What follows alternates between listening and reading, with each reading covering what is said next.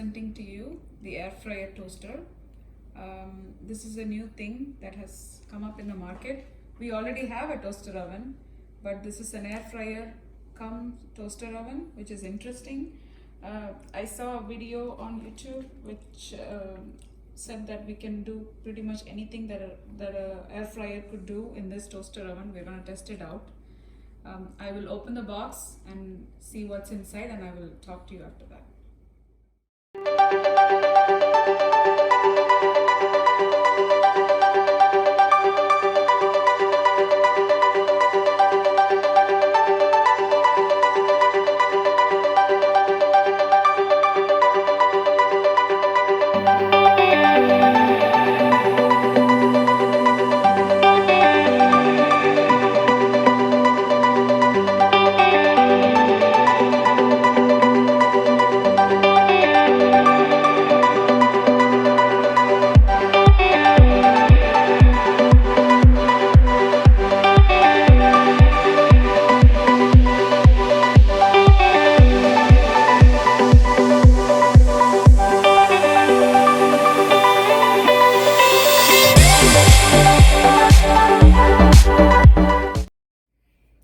So we have unboxed it, and it's not too big. I expected it to be too big, and it's not actually that big. It's not going to take a lot of counter space.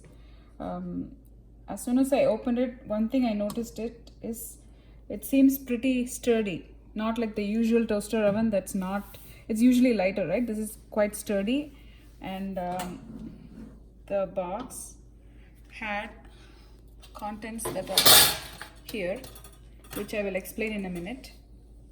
Before that, I want to show you what's inside. There are heating elements in the bottom and on the top. I see 4 heating elements on the top and 2 in the bottom. So when you clean, I assume that you would have to pull everything out and then wipe the sides.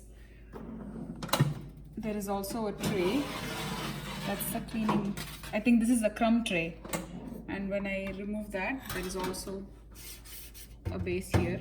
This seems quite flimsy, but again, this is what the main set it. So this is a crumb tray which is going to catch all the dirt that's going to come in. I will show you the knobs here. There are 4 knobs.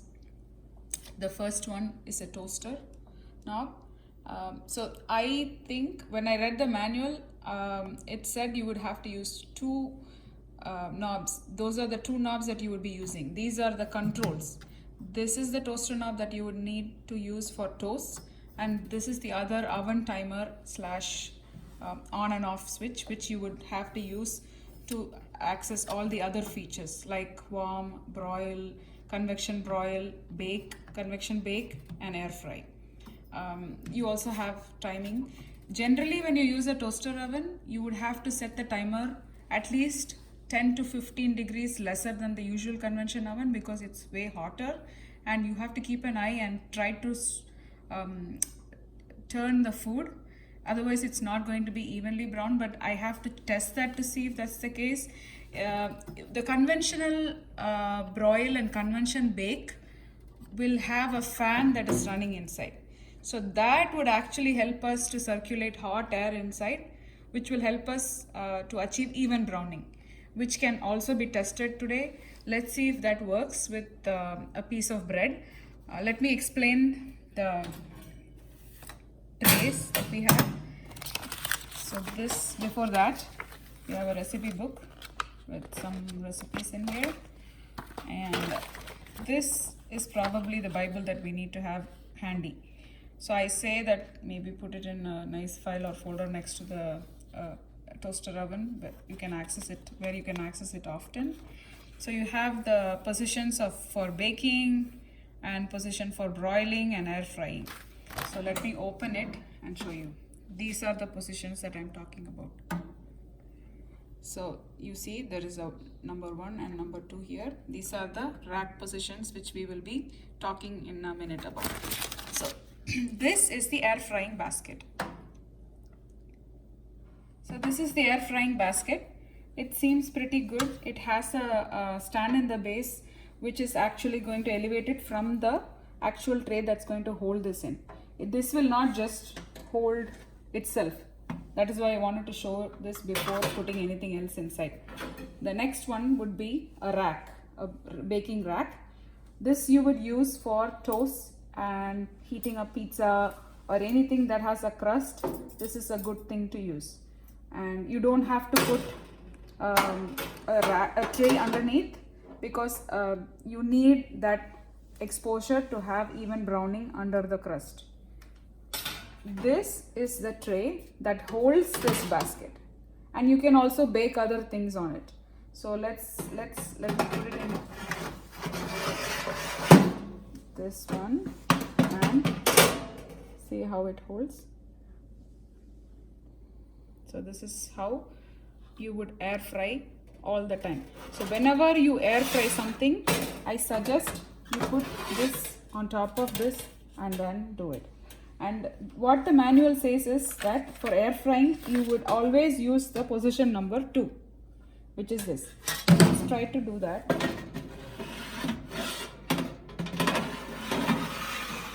Position number 2, and the basket goes in here. So see, there's just like maybe an inch of gap in between.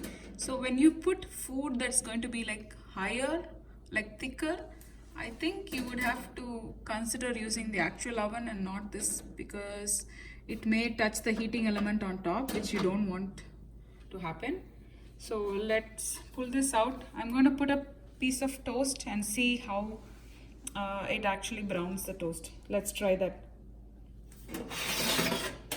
So I will be toasting a piece of toast now.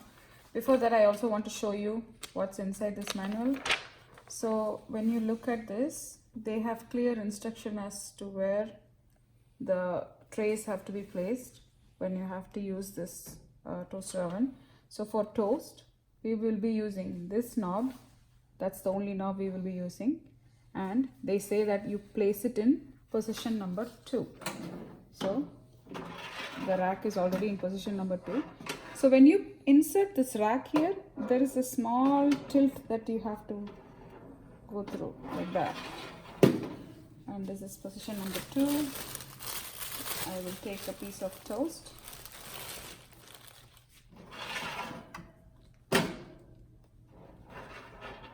And let's try it. Before you turn on the thing, this is my favorite part, peeling the sticker. So I don't like my toast too dark, so I'm going to put it in, let's say, between medium and light. And there is a light feature which shows you what's going on inside. This is cool. And the manual also said that if I turn on, if I open the door, it's gonna shut off. Yeah, it did. So when I opened it, it turned off, which is a cool feature in case somebody's child is like walking around and they want to see what's going on. If they open it by mistake, it'll turn off, which is a good, nice safety feature.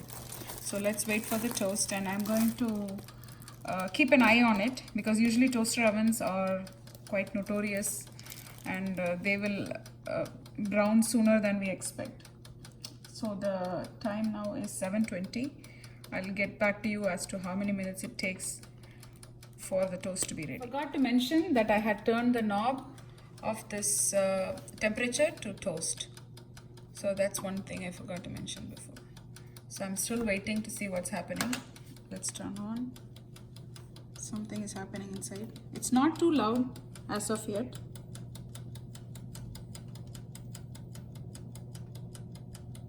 It's getting a little bit steamier here on the glass, if you see. So I think it's doing its work.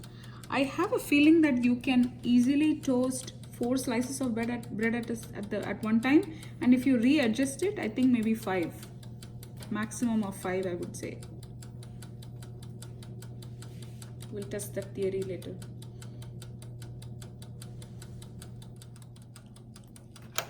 So it's actually browning sooner than I thought it's supposed to. Let's open it. So So it's been 3 minutes actually.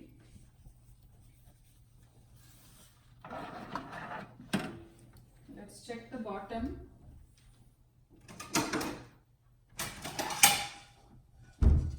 Okay, even browning on the top, not so even in the bottom, but it's fine. We like grill marks.